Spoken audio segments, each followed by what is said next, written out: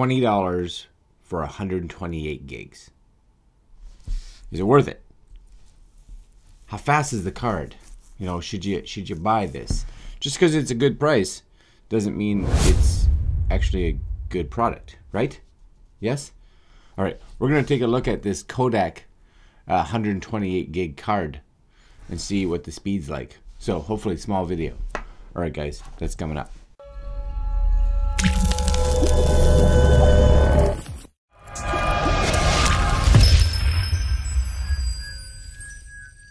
Alright, so I'm always looking for different brands of cards and good deals on cards, etc., because we go through cards so much nowadays. You know, everything we buy needs a SD card. So many devices. When you see a card like this, now just so you can see, this is, I got it from Banggood. It's got 264 reviews, 5 stars. Look at this, 1.4, but everything else is like pow.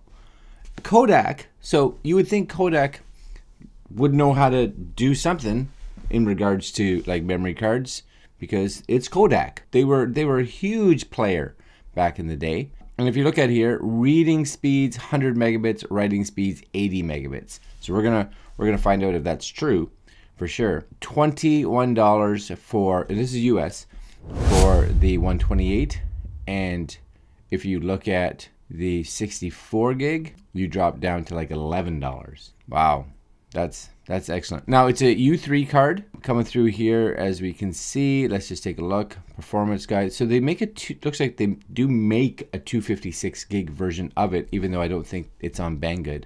Supports 4K, new video recording speed class, which is excellent, like we saw here. U3 is the real high speed. Cool. Sustainable, which is also good. Widely compatible, sure. A1 application performance rating. Now this one even puts it up, look at that, 512 gig. So maybe that's out there too. I have to take a look. 512 is a lot. Let's not make this video too long. Here it is, right here. 4K, read up to 80. Here's a big perk. This is what I love. I love the fact that these guys actually put their write speeds right on the package, right up front. So many cards nowadays, they're like, it does this speed. I'm like, yeah, that's your read speed. Well, what's your write speed?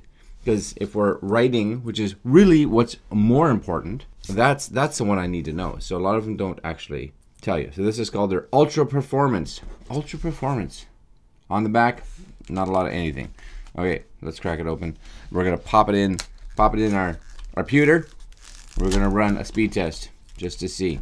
The one thing this card doesn't come with, which a lot of cards do, but not this one. So it doesn't come, and luckily I have a couple of these. It doesn't come with one of these.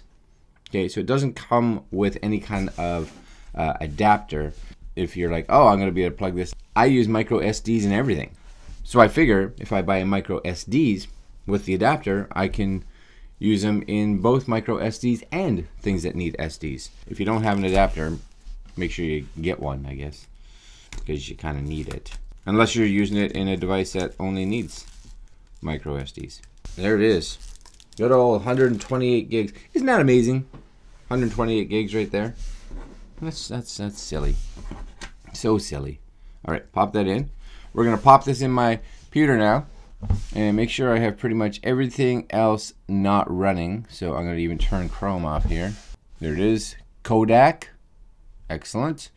And we are gonna run Blackmagic speed test. Yep. All right, let's go up here. We're gonna do 2 tests. We're gonna do one with a really big file set. So under distress, we're gonna do a 1 gig, and then we're gonna switch it after to 5 gigs, see if it makes a difference. Okay, so here we go. 1 gig stress test, and go. Well, she's coming close to the 80, she says. She says up to. 50 still fast enough. Read right there at that 90. Peak it. Oh, she's higher this time. She peaks, but she kind of hits and levels out in that 40 range. Now her read right up there at 90. Okay, so let's try 5 gig stress test. Pretty much the same, actually. Still in and around that 40, 45. And read, still at 90. Now, I don't think this card will have any problems with 4K at all. Now, unless you are pushing a 4K camera that's running almost zero compression, so like it's running a 422 or it's running 8-bit or 10-bit, then we may be having an issue, and definitely we need to go to way faster cards. Look at that, she peaked at 50 for a minute, back down to the 40s. I'm going to try just one more thing. I'm going to stop this. I'm going to pop the card out, and I'm going to try just a different adapter just to see. So I actually have another adapter, because I'm wondering if, I don't think so, but I'll try a different adapter just to see, and go 30. Oh, 40. So she's, I don't know, she's moving all over the place. She's going to kind of get 40. She says 80, but 40. All right, I'm not going to spend too much time on this. This video is way longer for just doing this. You should expect out of this card sustained, which is what I'm getting, usually around mid-40s. Reads, she was rocking that 90, which is awesome for reads. I've seen it peak on occasion with the writes all the way up to, 60s, 70s, right in that range. She's hit there and then just kind of come down. So yeah, I'm gonna say for the right speeds, 40, mid 40s sustained, which is still pretty good for a a $20 128 gig card. There you go, guys. Depending on your usage for this, if you're looking at a high performance card, I think there are other ones. Now you're gonna pay for it if you go to the high cards. But if you're looking for a 128 gig card that you can kind of have as a backup, or you just want storage, especially if you were using this as a card for photos, because that's plenty fast to be able to write, and you have tons of storage.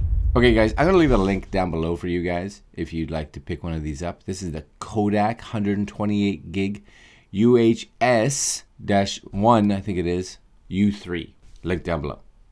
All right, my friends, like, comment, share, subscribe, and we will be back probably tomorrow, my guess, with another video. Later, my friends.